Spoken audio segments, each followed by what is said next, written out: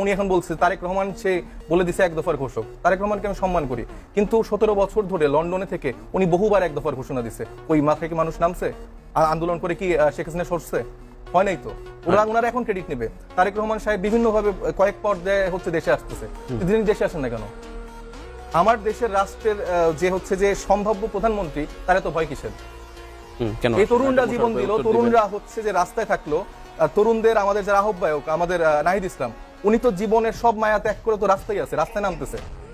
আপনি শুনছেন যে বিএনপি অফিসের সামনে ককটেল বিস্ফোরণ হচ্ছে, ঘুরে ফিরে এনসিপির অফিসের সামনে ককটেল বিস্ফোরণ হয়, ঘুরে ফিরে আমাদেরকে টার্গেট করা হয়, ঘুরে ফিরে আমাদেরকে মারার জন্য, কিলিং এর জন্য টার্গেট করা হয়। ওনাদের কয়জন নেতাকে টার্গেট করা হয়েছে?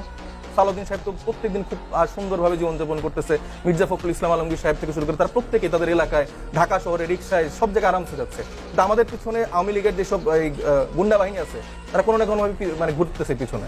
এটা ঘুরতেছে কিভাবে? এই যে চুপ্পু সাহেবের অপসারণ আপনারা করতে দিলেন না, এই সাংবিধানিক বিভিন্ন সংকট, এই সংবিধান মেনে কি তারা এই অভ্যুত্থানটা ঘটাইছে নাকি?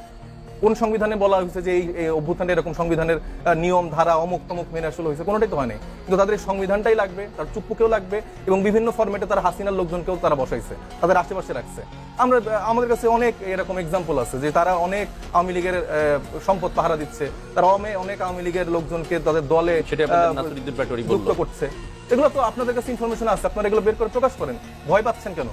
17 বছর ধরে যেরকম একটা হাসিনার রেজিমের আজ্ঞাবহে আপনাদের মিডিয়া হাউসগুলো চলছে, এখন কি আপনারা আবার আরেকটা দলের আজ্ঞাবহে চলবেন নাকি? আপনি আমারও আজ্ঞাবহ হেন না, আপনি বিএনপির হেন না, জামাতের হেন না। যেটা রাইট প্রকাশ করেন। এনসিপির বিরুদ্ধে যদি কোনো এরকম খবর থাকে সেটা প্রকাশ করেন, উল্টা পাল্টা মিডিয়া ফ্রেমিং করেন না। বিএনপির বিরুদ্ধে বিএনপি ডেইলি যা করে তার 5%ও সামনে আসে না, কিন্তু এনসিপি রিলেটেড ধরেন 1% আসলেও সেটা যেভাবে মিডিয়া প্রকাশ করে মনে হয় যে এটা আসলে কি না কি মানে কাজকর্ম করা হয়। এবং আমরা বারবার বলছি যে আমরা দায় নিচ্ছি, আমরা দায় নিয়ে সেইটা সংশোধন করে আমরা রাজনীতি করতে চাচ্ছি।